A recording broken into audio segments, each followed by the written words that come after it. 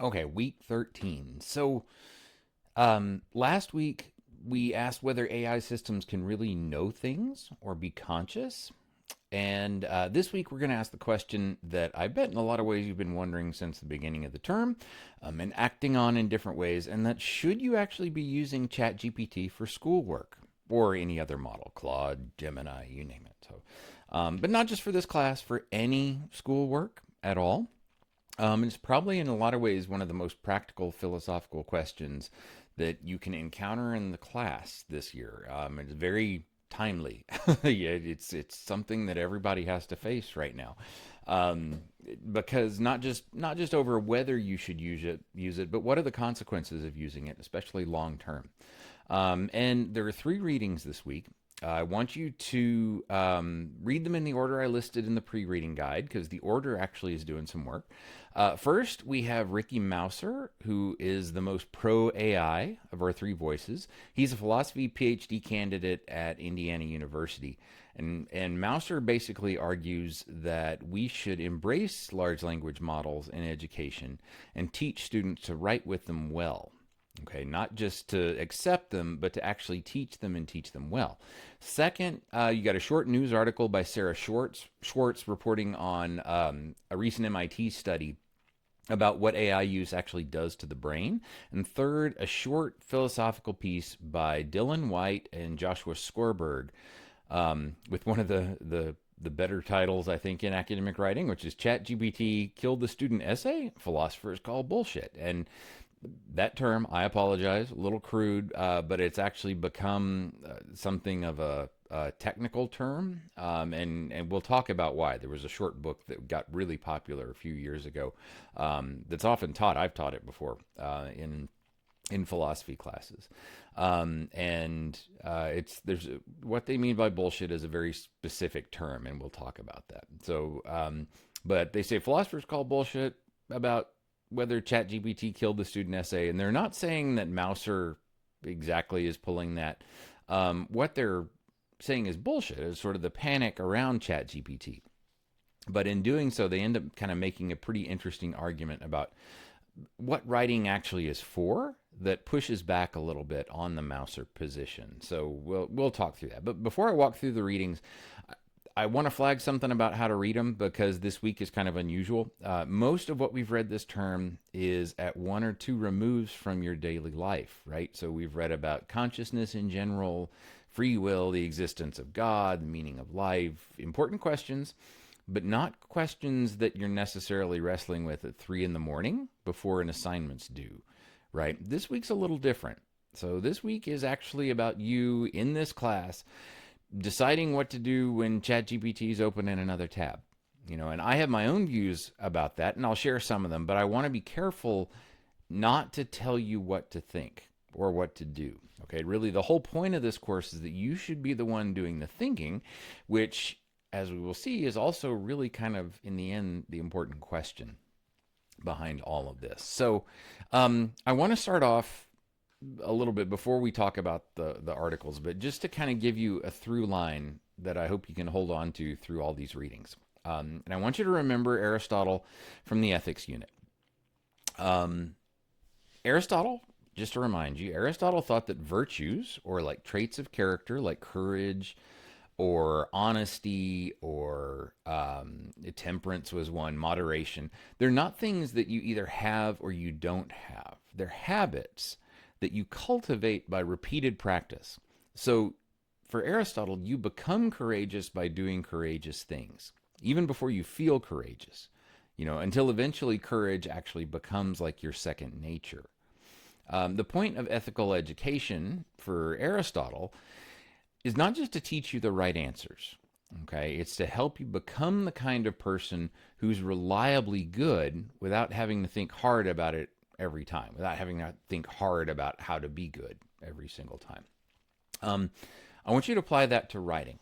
Okay, writing, especially the kind of writing that you do in college, it's not really about producing a finished essay.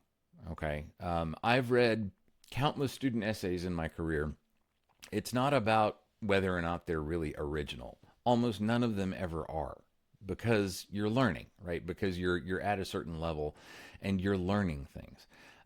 What is really important about it, though, is that it's about becoming the kind of person who can think carefully, who can organize an argument, who can weigh evidence, and who can put words together in a way that actually articulates sophisticated or complicated ideas, right? And you become that kind of person by writing. You do it badly at first. Then you do it a little less badly, as I got in the slide here, until eventually you find out that you can think on the page in a way that you couldn't have at the start of the class, start of the unit, start of the year, start of your whole college experience. That's really what essays are for. Okay, the essay you turn in isn't the point. That you produced the essay, that's really the point. Okay. And I want you to hold on to that frame, that very Aristotelian frame, because each of our three readings is in different ways really about whether AI helps or hurts that sort of cultivation of habits or not. And Aristotle's central insight is basically you become a certain kind of person by doing things that kind of person does. The activity, the going through it, the practice is the cultivation. And part of the thing that happens is that if the activity is outsourced, that cultivation doesn't happen, no matter how good that resulting essay actually is. Okay, that's the Aristotelian point of view on this. So you can already start to see where I kind of land on this, and I should say too, it's not like I never use AI. I use it all the time. A lot of the slides that I've used throughout this class have been produced by AI. I mean, I edit them, I check them, I rewrite them a lot because there's a lot of things that they put on there that I don't like. But I use stuff. I think it's a great thing. Slides are supposed to be a nice, brief summary of what's going on. But I've also spent a lot of years having to make them from scratch, so which means that I got to plan out my essays. I've got to, come up with an outline of what I'm going to talk about, what order I'm going to talk about.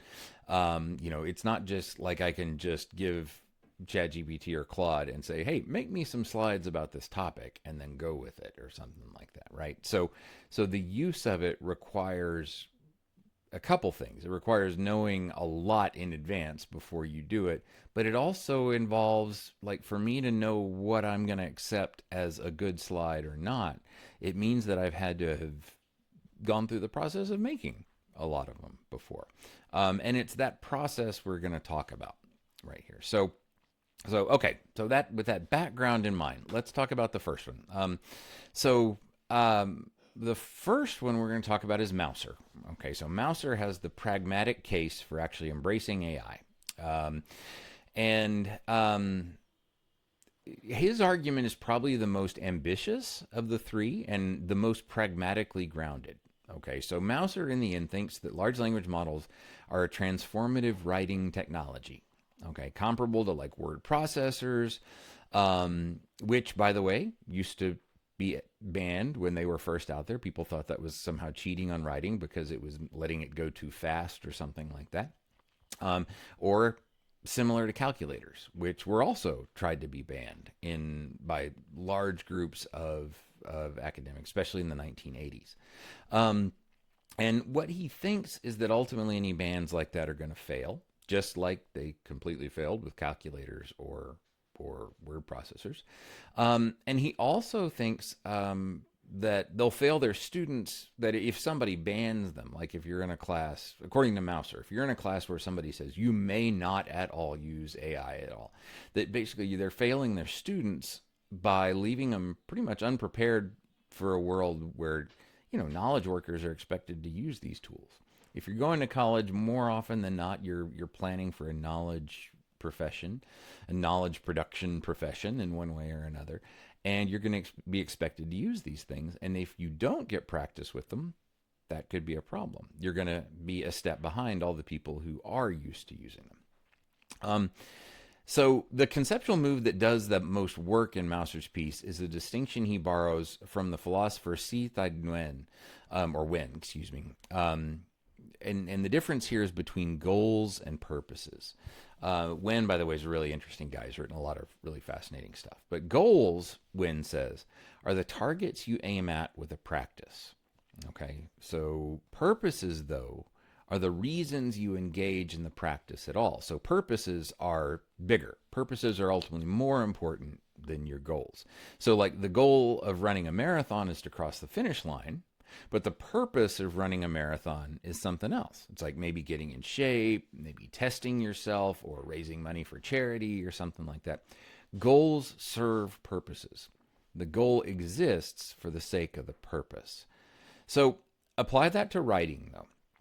So the goal of academic writing includes things like, write a short essay, write 5 paragraphs, don't plagiarize, answer the prompt, stuff like that, right? The purpose on Mouser's account is really, those are the goals, but the purpose is to really develop understanding, to develop competence, to show that you can do it if you need to, and to learn to think on the page. Mouser's argument is that we've confused the goals with the purposes when it comes to this issue.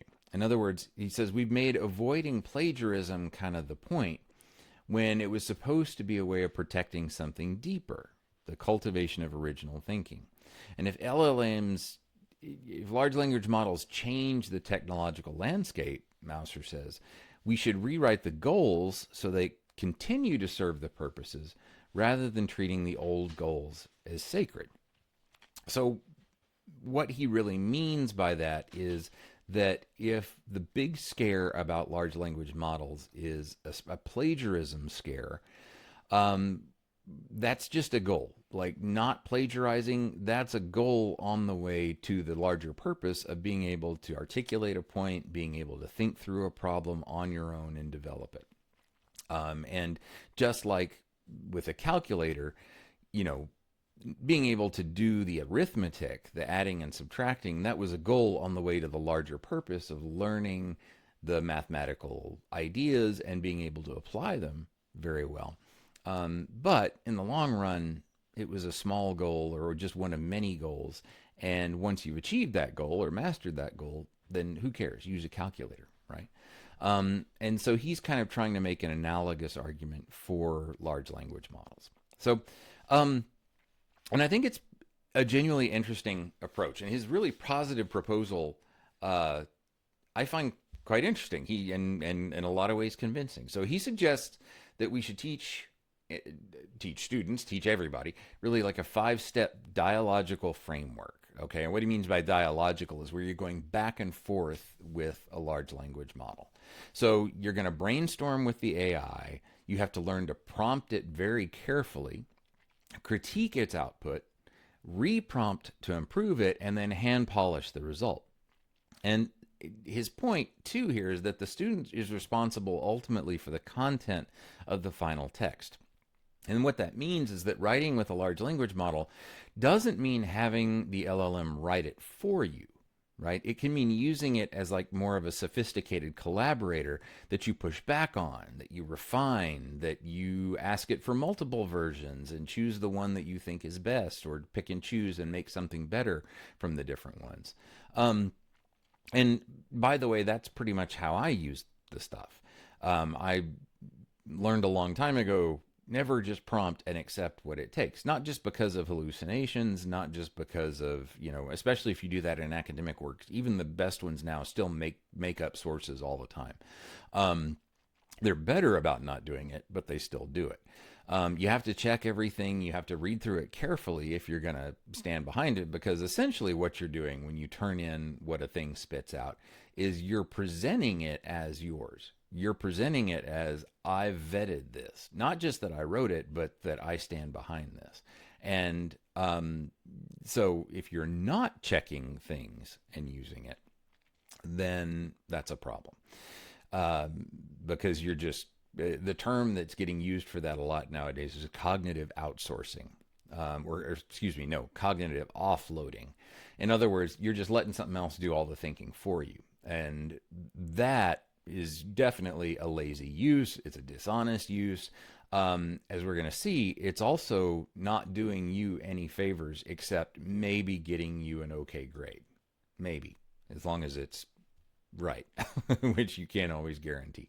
Um, Mauser's argument for this, it's ultimately utilitarian. Okay, that's kind of his ultimate approach to this. Is like, look, these things are not going away. If they're not going away, we got to think about the best way to use them. And so he's ultimately in a utilitarian position. And what he says is that in the long run, the consequences favor teaching students to use AI well. So they're going to use it anyway. The technology is not going away. Knowledge workers already use it. And so the most beneficial path to help students develop sophisticated relationships with all of that tech is to let people use it, encourage them to use it, and teach them how to do it well, instead of just, either pretending like you're not going to use it at all or encounter it, or hold you to some standard that nobody could really check you on. So that is really his main argument. But the other part that's interesting is he's very honest about the costs, and he's explicit that the models we have were built unethically. Okay, and that's absolutely true. They're trained on text that was scraped from the internet without consent. So all the things that every model you encounter, no matter which one, even Claude from Anthropic, which is supposed to be, the ethical one, they were all, it's not like they got everybody's permission to use the text that they use to train the things.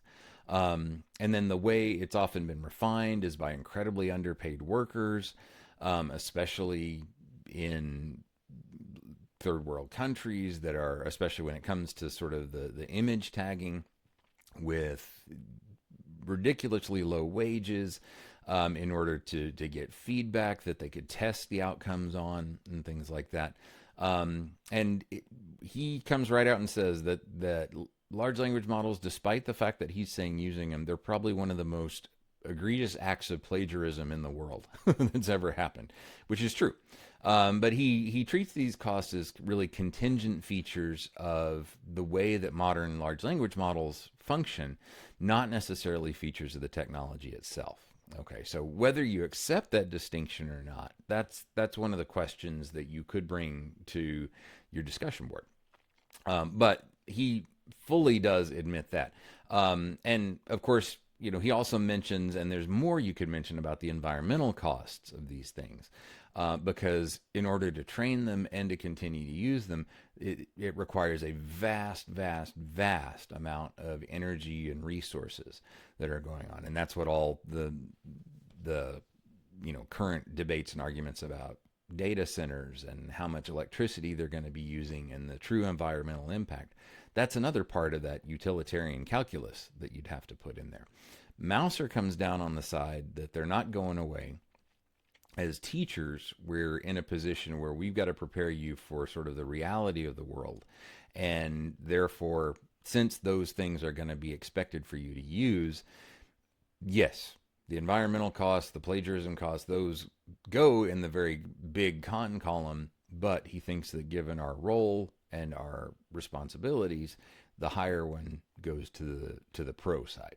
So whether or not that's true or accurate or not, that's a question, but that's the way he puts the argument together. Okay, so think about what we got here. Very utilitarian approach, basically saying you're going to use them anyway. You're expected to know how to use them. We might as well try to teach you how to use them well. And so that's what his 5-step approach would be, is that's how we need to start teaching essays and go through those steps and maybe even make those steps assignments themselves in one way or another.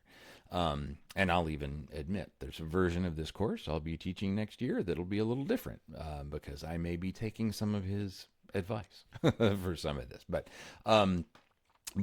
that's Mauser. That's his position. Okay, so next let's talk about the Schwartz piece. This one's short, but it does some important work. And this is about what actually happens with your brain when you use a large language model over the course of time, as part of the questionnaire. Now, Schwartz herself, reporter for Education Week, she's summarizing an important study from MIT done in 2025. And the researchers had, the way it was set up, the researchers had 54? Was that right?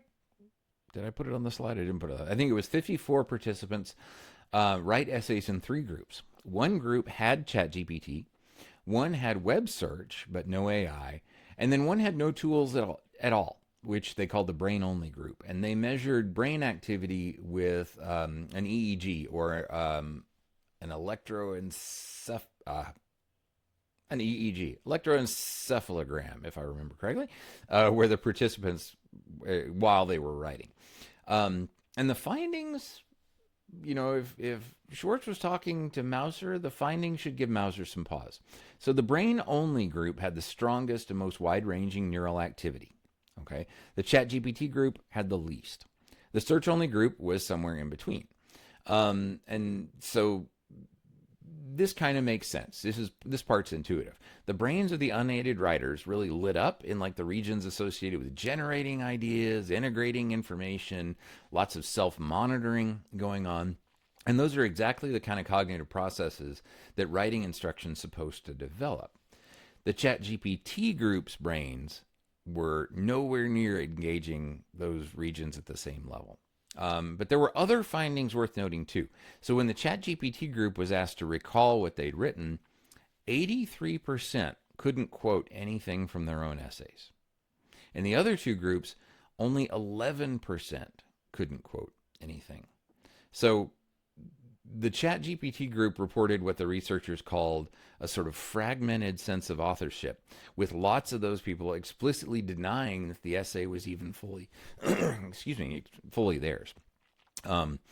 And the English teacher reviewers they had that looked at them all and read them all said that the AI-assisted essays were polished in form, but really lacked any personal insight, any sort of real specificity about a lot of things.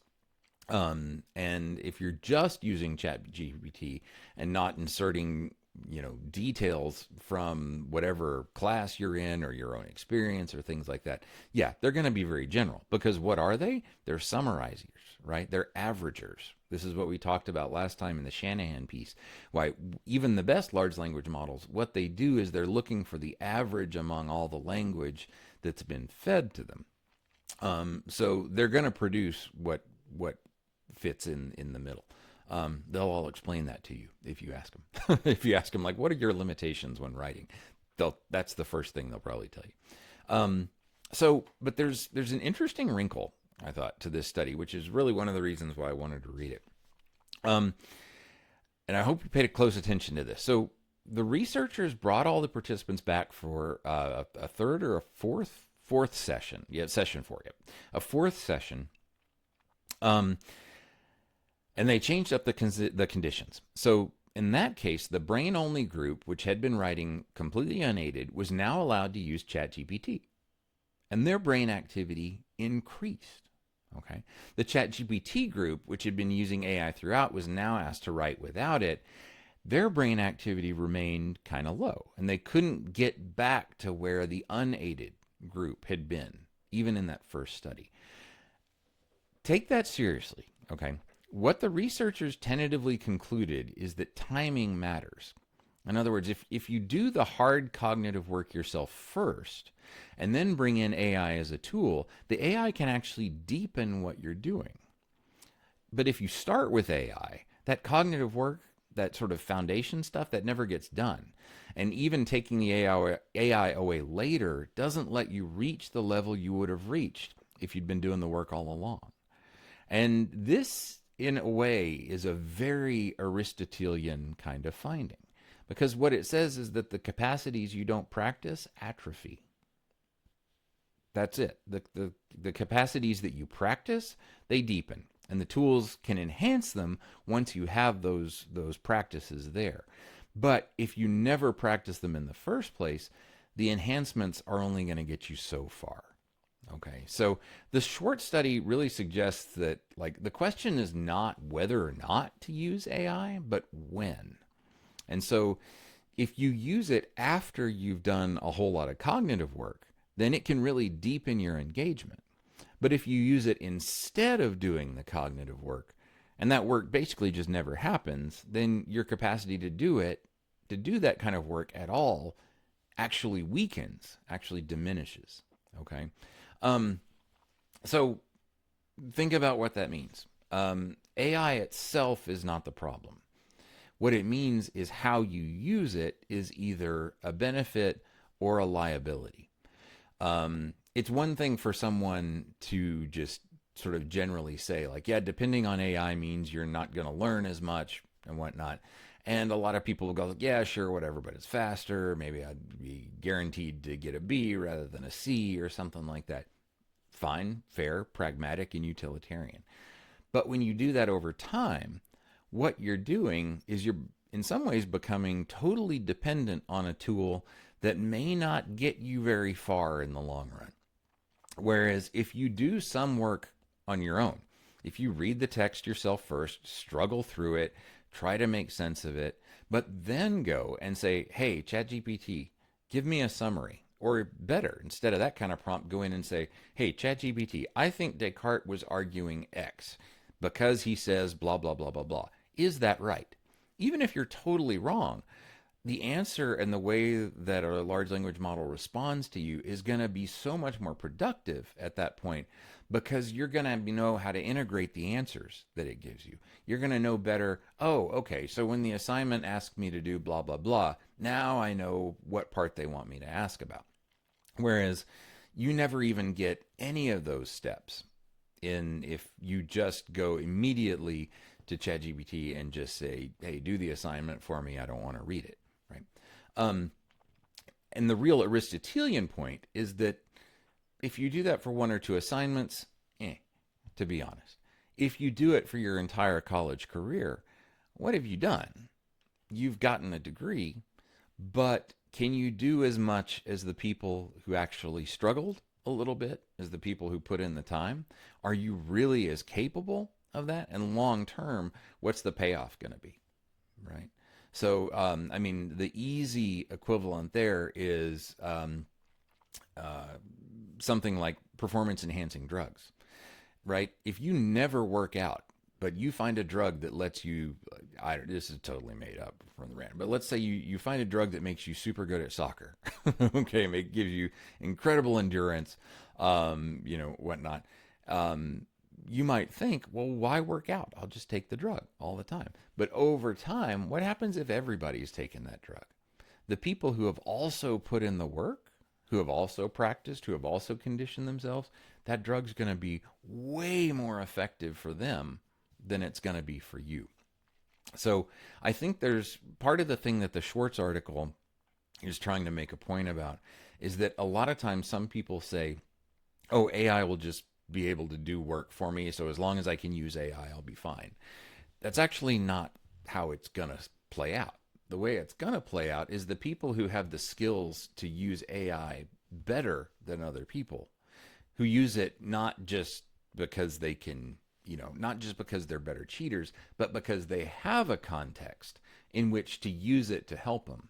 They're the ones who are going to be able to use AI to run circles around everybody else. Okay, so for example, I use Claude Code to make a lot of little apps all the time, but I have very minimal actual background in programming.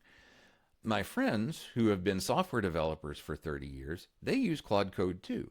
But the stuff that they can do with it, because they have such a massive context and so much practice, is way more detailed, way more productive. I mean, they can still do things hundreds of times faster than I can. We're both using the same tool. And it's not about how well we can code. It's because of how well we can make Claude Code do something. It's because when you have the context of knowing what to ask for, how to ask for it, things for it to look out for, you are in such another world compared to someone who just says, hey, write me a program to do X. Same kind of thing when it comes to writing.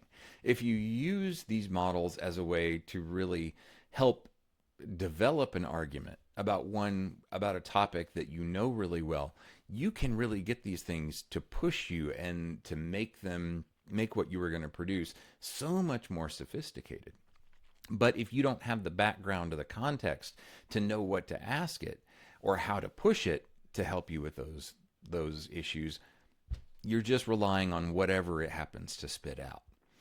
That's kind of the point of ultimately I feel like what this study is pointing to is that it says the people who put in the struggle work first and then use AI are literally exponentially higher than those who just depend on AI. Because literally, on the one hand, you're exercising some mental muscles and then using a really powerful tool to help those muscles go even further. But on the other hand, you've got atrophied muscles and you're letting AI just do everything for you. And you can only then depend, you literally become dependent on the tool than anything that you have yourself. So it's still a practical, pragmatic argument, but it also has a bit more of that Aristotelian side to it, which I think is an interesting connection. So I hope that point is there. But that's really what I was hoping that people would get from this particular article. So okay, so let's go to the third, and this one is by two people, White and Skorberg. And this is the one, again, apologize for the language, but there was a very famous book that used it.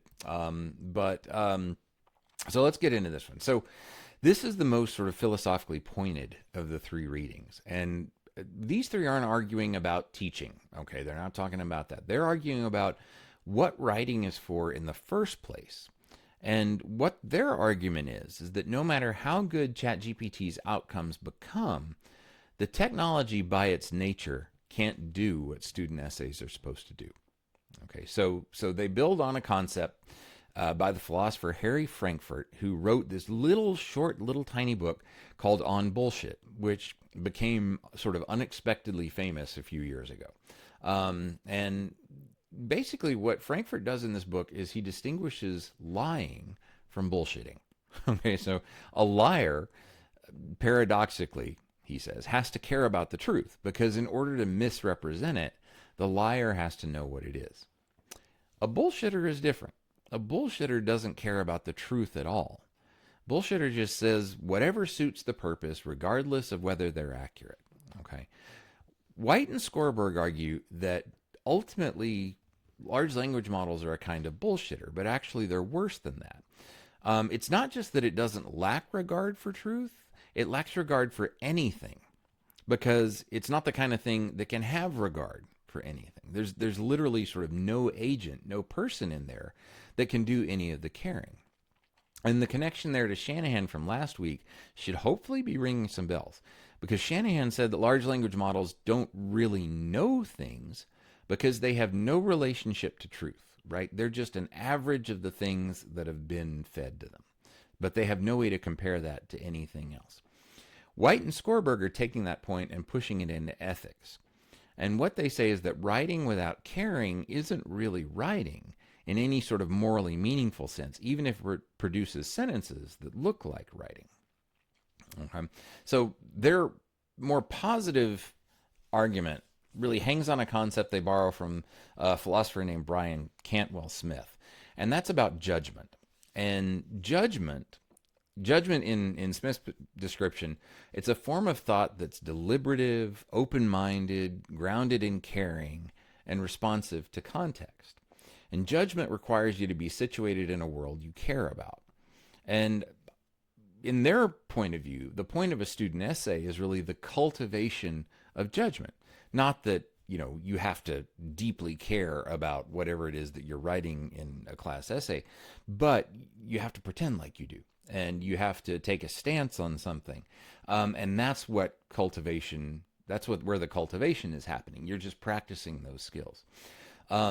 Judgment, he says, can't be outsourced because that cultivation, that figuring out how to write something that takes a stand and makes a point, that really is the point. You don't become a person who can think well by getting essays from a machine, even if the essays are good. Okay, so this goes back to the question of the output versus the process. Okay, so and this is really where the Aristotelian frame from earlier becomes most explicit. So White and Skorberg are essentially saying that good writing is a kind of virtue in Aristotle's sense, and it's a habit cultivated through caring practice, they say. A large language model can't help with that side of things because the model's not the one becoming anything. It's like only you can actually become a writer, and you do it by writing. And the way, just the same way that the way you become courageous is by acting courageously. Um, Notice too, there's a little bit of a Kantian argument running in this one alongside the Aristotelian one. And Kant said you should treat people as ends, not merely as means. White and Skorberg are saying that writing, when really understood, is a practice where a writer engages with truth and then with readers as ends in themselves. So the writer should care about getting things right, should care about communicating accurately, should treat the reader as someone who deserves the writer's actual thinking, rather than just sort of having a smooth sounding substitute. ChatGPT can't do any of that because there's no caring agent in there to be doing it. So on their reading, if writing has a Kantian dimension, large language models can't really write, is kind of their point.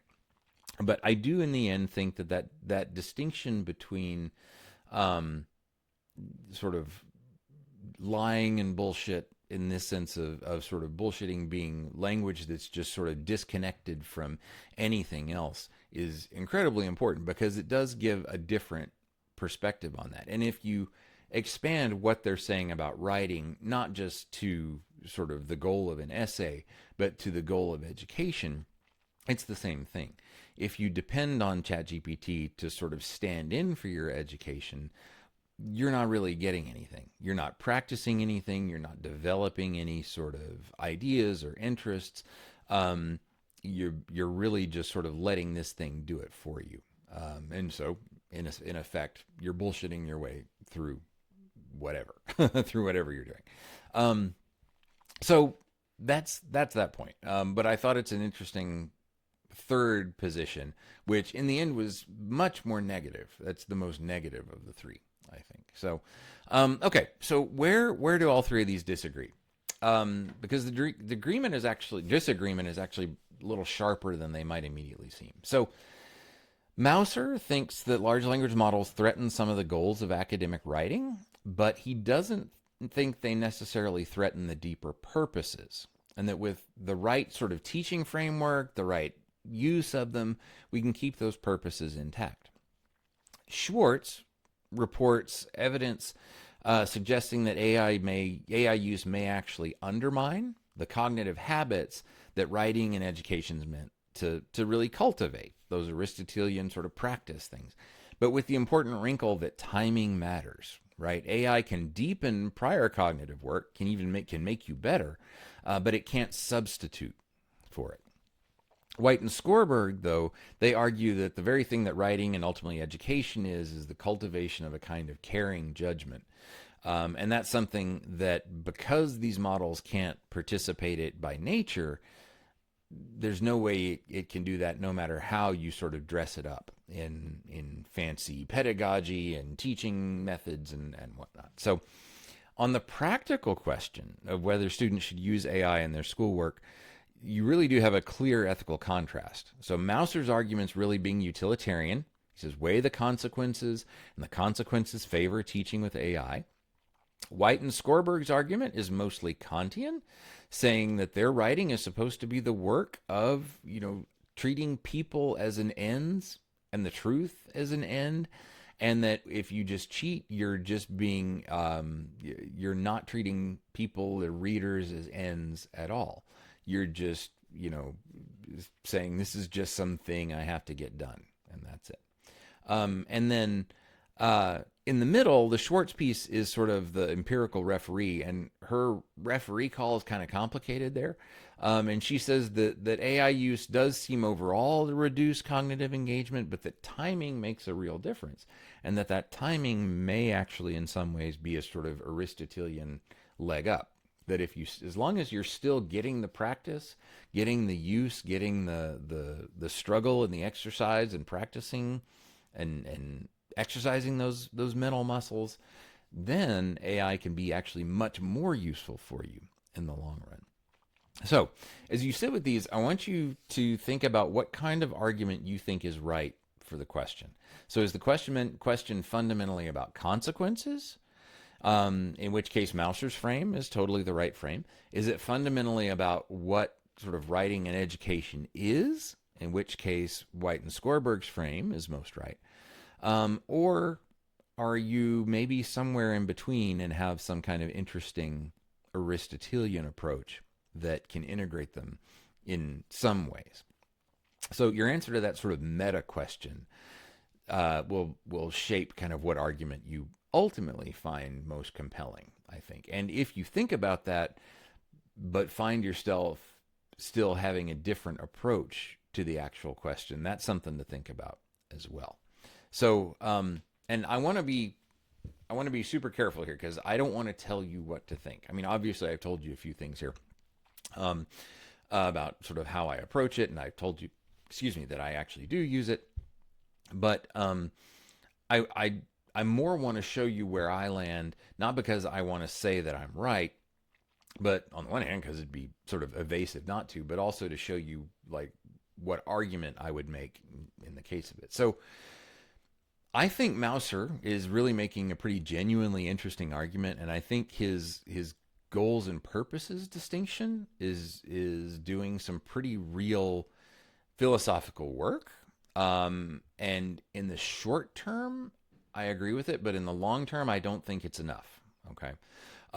The Schwartz study makes me think that whatever the long term role of AI in writing instruction turns out to be, the version of AI use that you use, where you just start with a prompt and let the machine do the cognitive work, I think that's corrosive ultimately to exactly the capacities that college, high school, everything, any education is really trying to help you develop. I also just think that the idea that as long as you can use AI, you'll be fine no matter what you do, I think that's a lie. Because what's going to happen is that the people who have struggled and have learned some stuff on their own are going to be much more able to use AI well than those who just try to come in fresh with it. Um, the better writer you are on your own, the better you can use AI to improve your writing. The better you are at doing math on your own, the better you can use a calculator. Okay, same kind of thing. You know when the calculator is gonna help you. But even if you're really good at using a scientific calculator, if you get a real world problem where you're not even quite sure what equations to start using to figure out the answer to this problem, you're stuck compared to someone who's had the experience of having to work through it on their own. So in the end, AI is a tool, and any tool requires somebody not just who's good with the tool, but who knows the context to use that tool well. And if you completely outsource things to a tool, then you're completely at the mercy of that tool, and whatever limitations it has, you have. So that's what I mean why I think it can be corrosive when it becomes something that you turn to do everything. Um, but I do think it has a place, and I think it's got a very important place. And that, like I said, the people who learn to use it well along with all those other skills, those in the long run, those are going to be the people who succeed from here on out. So that's kind of where I stand with it. I mean, and I will say that White and Skorberg's sort of deeper argument does resonate with me. Because the point of your essays in this class is not the essays, right? Ultimately, you're not going to remember what necessarily your final essay is about. But the point is that you want to get practice thinking through a problem, trying to decide where you stand on something, thinking about counter arguments, thinking about what kind of evidence would be good or not. The practice of having gone through that means that the next time you have to do something where the outcome does matter to you, you'll be in a better place to do it. And that's true of any sort of exercise with these kinds of things. It's just like I always say, squats by themselves are not the point of exercise. It's not about getting good at doing squats. It's because of what the squats allow you to be able to do. And I think sometimes AI seems so good at so many things that people collapse that distinction, and I think that's a real problem. So that's really why my own use policy in the course has been what it is. Not because I'm sort of afraid of AI and why I allow people to use it, but it's also why I've come back and said you do need to source it if you're using it, and you need to explain how you used it. So yeah, 5 years from now, you're not going to remember the essays you wrote in this class. You might remember a question that bothered you or an argument that you made up that turned out to actually work. But those are the things that come from doing the cognitive work yourself. That's kind of the point of school, not just the outcome. So, um, so with that said, real quickly, let's do a one mini thread for the week. So writing traditionally has been kind of understood as a unified voice, like a one, like a single perspective brought to bear on a subject by a single mind. A large language model assisted essay is something different. It's kind of a question then of whose voice is it? You're right. Mauser's dialogical framework, like explicitly redescribes good writing as a many. It's like a collaboration between human and machine.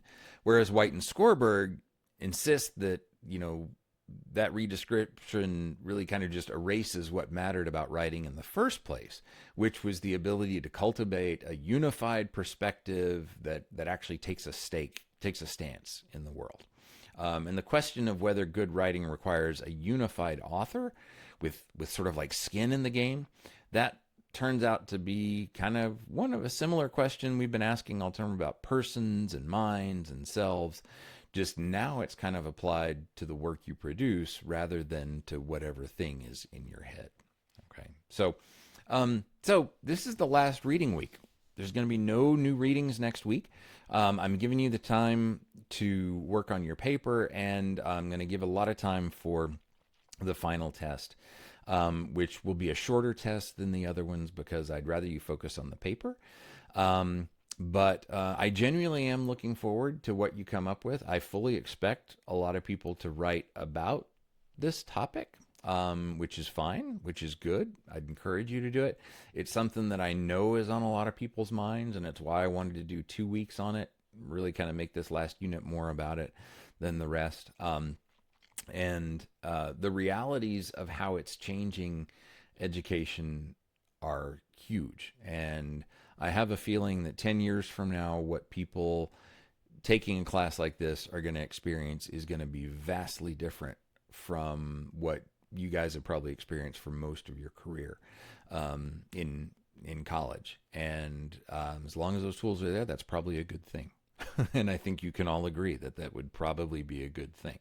But this paper is a chance to practice some of those skills. I hope you take advantage of it. And let me know if you have questions. Okay? Take care.